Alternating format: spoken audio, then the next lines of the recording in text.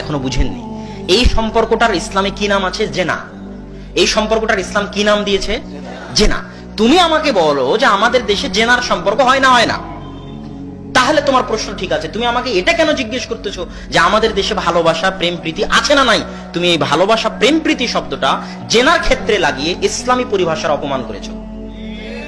কত ভারী কথা, বুঝতে পারছেন? এই কথার ওজন কত, বুঝতে পারছেন? তাহলে যুবক, এখানে হাসার অবকাশ নেই।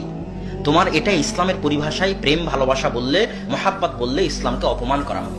এটা আমার বলার সুযোগ নাই। এটা তোমাকেও বলতে হবে যে আমি জেনা করতেছি। এখন আমার সাথে যে জেনা করতেছে সে অনেক দিনদার, এটা বলতে হবে, তাহলে আরো মজাক হবে।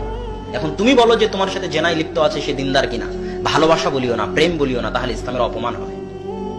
সম্মানিত উপস্থিতি, তো দিনদার মেয়ে কেন বিবাহ করতে হবে?